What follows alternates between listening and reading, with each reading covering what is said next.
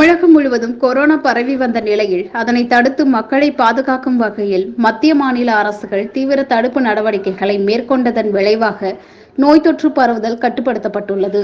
பொதுமக்கள் பல்வேறு இடங்களில் கூடும் பொழுது தனிமனித விலகலை கடைபிடிக்க வேண்டும் என்றும், முகக்கவசங்கள், கிருமிநாசினி திரவங்கள் ஆகியவற்றை பயன்படுத்த வேண்டும் என்றும் சுகாதாரத்துறை அறிவித்துள்ளது. பொதுமக்களும் அவ்வாறு கடைபிடித்து வருகின்றனர்.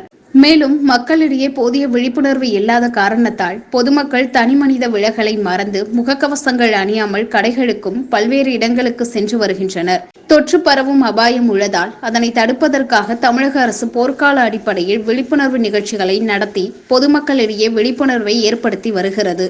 அந்த வகையில் நாகை மாவட்ட ஆட்சித்தலைவர் உத்தரவின் பேரில் நாகை நகராட்சி ஆணையரை அறிவுறுத்தலின் பேரில் பொது சுகாதார விழிப்புணர்வு, டெங்கு தடுப்பு குறித்த விழிப்புணர்வு மற்றும் பிளாஸ்டிக் ஒழிப்பு, திடக்கழிவு மேலாண்மை விழிப்புணர்வு தொடர்பான நிகழ்ச்சிகள் மூலம் பொதுமக்களிடையே விழிப்புணர்வை ஏற்படுத்தி வருகின்றனர். அந்த வகையில் சிகரம் நாடக குழு சார்பில் பொதுமக்கள் வந்து செல்லும் இடமான புதிய பேருந்து நிலையம், பழைய பேருந்து நிலையம் ஆகிய பகுதிகளில் மற்றும் டெங்கு தடுப்பு பணி குறித்து நாடகம் மூலம் விழிப்புணர்வை ஏற்படுத்தும் நிகழ்ச்சி நடைபெற்றது. உங்களுக்கும் வீட்டுக்கும் நாட்டுக்கும் எல்லாருக்கும் நல்லது. தயவுசெய்து இங்கே சுற்றி இருக்கிற வியாபாரிகள் இவர்கள் தெளிவாக இந்த பிளாஸ்டிக்கை குறித்து பேச போகிறாங்க.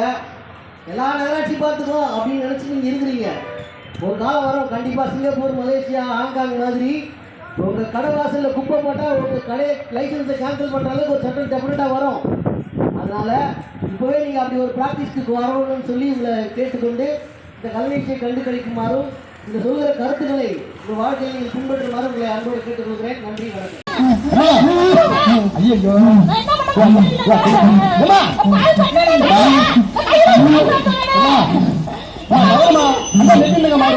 வணக்கம்.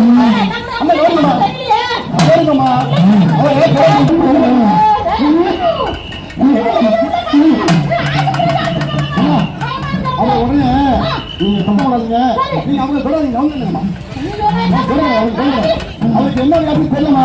இருங்க, நான் வந்து உடனே 108 ஃபோன் பண்றேன்.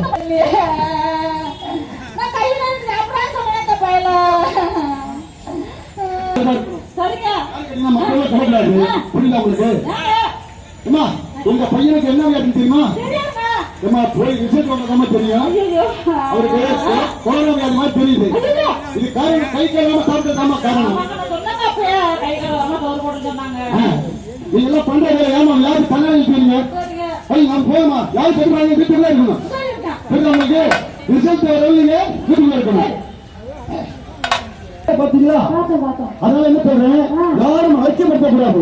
வெளியில போயிட்டு வந்தாங்கன்னா உடனே கையெல்லாம் சுத்தமா சொரிஞ்சு தேய்ச்சி சோப்பு போட்டு கழுவணும். மூஞ்ச கழுவணும். கழுவிட்டு தான் வீட்டுக்குள்ள போகணும். இது என்ன பண்ணுவாரு, வெளியில போயிட்டு வந்து அவர் பாட்டு உள்ள போய் சின்ன குழந்தை தூக்கி கொஞ்சுவாரு. நான் பெற்ற கண்ணு, ஆனா எங்க அப்பா என் தங்கமே போகணும் பாரு, இந்த தங்கமே போகணும் அதுக்கும் வேற வச்சிருவாரு. அதுக்காக தான் நம்ம நகராட்சியில அந்த மாதிரி இருக்கக்கூடாது. வெளியில போயிட்டு வந்தா கை கால சுத்தமா சோப்பு போட்டு கழுவிட்டு தான் உள்ள போகணும் அப்படிங்கிற மாதிரி சொல்லிருக்காங்க. அது மட்டும் இல்ல, சமூக இடைவெளி. ஆமா, என்ன பண்ண தெரியுமா? நீங்க மார்க்கெட்டுக்கு போவீங்க. மார்க்கெட்டுக்கு போய் நாங்க போய் ஒருத்தர் ஒருத்தர் இறங்கிட்டு பாத்தியாடி செம்பருத்தில பாடி ஆதிக்கம் பார்வதிக்கு அந்த வந்து அப்படி செய்யக்கூடாது. ஒருத்தருக்கு ஒருத்தர் இடைவெளி விடணும். ஆமா, சமூக இடைவெளி விட்டு பழகணும். அது மட்டும் இல்ல, உங்க வீட்டுக்கு யாராவது வராத ஒரு 2 பேர் வருவாங்க. அவங்களை என்ன பண்ண தெரியுமா? அண்ணன், மாமா, மச்சான், தம்பி, சித்தப்பா, இவனால எங்க போறவங்க ஆளே பார்க்க முடியல. அதை கட்டி பிடிச்சு தவழுவோம். கட்டி தவழுவது இருக்கக்கூடாது. யாரையும் கட்டி தவழுவது தவறு தவறு தவறு தவறு. அதாவது கொரோனா வியாதி வரத்துக்கு வாய்ப்பு இருக்கு. அது மட்டும் இல்ல, நீங்க போகலாம் மாப்பிள்ள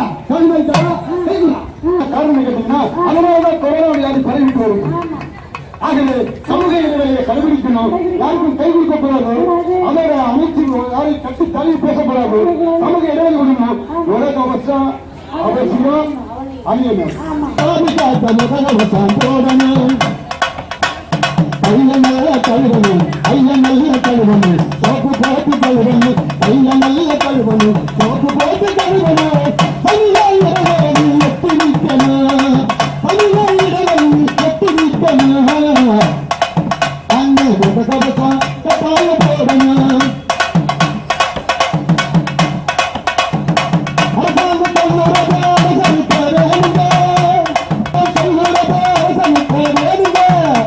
நம்ம உயிருக்கு அவசியம் முகவசம் தானுங்க சமூக இறைவனையும் காண்க.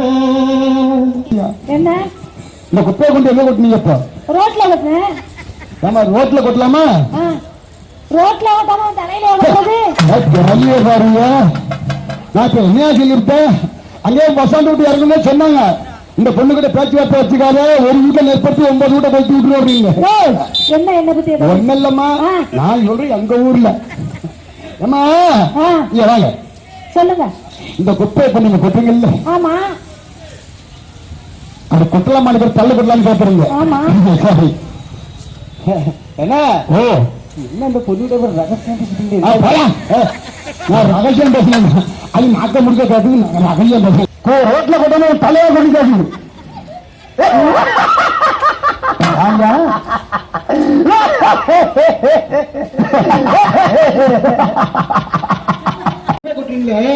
என்ன காலம்?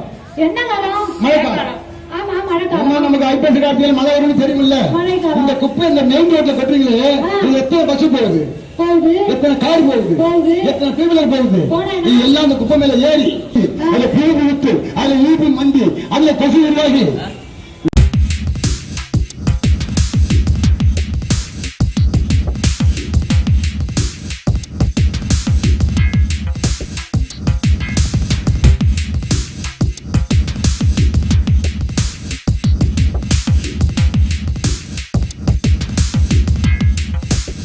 நாகையில் தமிழ்நாடு தவ்ஹீத் ஜமாத்தின் செயற்குழு கூட்டம் நடைபெற்றது.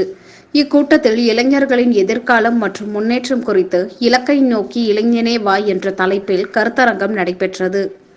நான் திரும்ப திரும்ப சொல்றேன், நம்ம உலக வாழ்க்கையோடு மறுமை வாழ்க்கை ஒப்பிட்டு பாருங்க. அல்லாஹ்வுடைய தூதர் நிறைய உதாரணங்களை சொல்லியிருக்கிறாங்க. கடலான போறீங்க, ஒரு தண்ணி விரல் முக்குறீங்க, விரலை எடுத்து பார்க்கும்போது உங்க விரல் நுனியில இருக்குது பாருங்க தண்ணி. இது இந்த உலகம். நான் சம்பாதிச்சது, நான் படிச்சது, நான் உழைச்சது, நான் உருவாக்குறது, என் உறவுகள், உலகத்துல மிகப்பெரிய பிரம்மாண்டம் என்று நான் எதையெல்லாம் நினைத்தேனோ அவ்வளவு இந்த விரல் நுனி. 50 மைல் அகலத்துல ஒரு வீடு கீழ இருந்து மேல போறோம். 10 செகண்ட்ல 116 மாடி போய் நிக்கிறோம். இது தெரியுது மேல போறது. 60 மைல் இப்படி இருக்குது வீடு. எப்படி இருக்கும் அந்த வீடு? இப்படி போறோம், இது எப்படி இருக்கும்? யோசிக்க முடியல.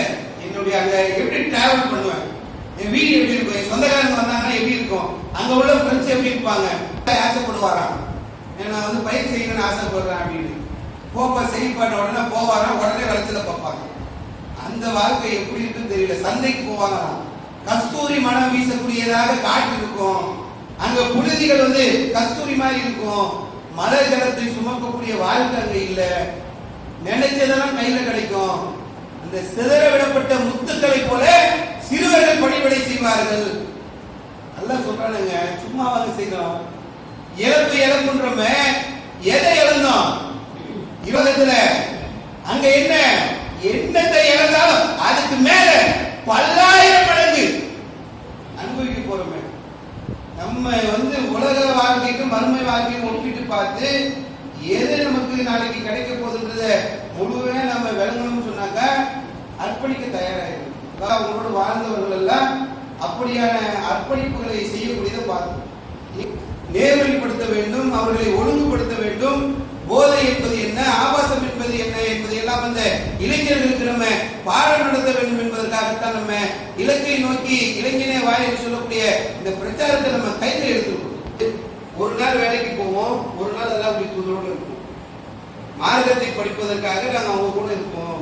அவங்க வாழ்க்கை வந்து அல்லாஹ்வுக்காக வச்சிருந்தாங்க. எங்களுடைய வியாபாரத்துக்கு ஒரு நாள் வேணும். அபூ ஹுரைரா இதெல்லாம் மேல போயிட்டாங்க. நான் எல்லாம் தூதர் கூட தான் இருந்தேன், நான் நிறைய மார்க்கத்தை படிக்கணும், நிறைய போய் சொல்லணும்னு சொல்லி ஆசைப்பட்டு அவனுக்காக நான் எதையும் செய்ய தயாராக இருக்கிறேன். அப்படியான ஒரு எண்ணத்தை உருவாக்குறேன். அதுக்குதான் என்னுடைய வாழ்க்கை என்னுடைய இறைவனுக்காக. நேயர்களை, இதுவரை நீங்கள் பார்த்து கொண்டிருந்த NTN நிகழ்வுகளின் பல்வேறு பகுதிகள் நிச்சயம் பயனுள்ளதாக உங்களுக்கு அமைந்திருக்கும். மீண்டும் மற்றும் ஒரு நிகழ்ச்சியில் உங்களை சந்திக்கின்றேன். வணக்கம்.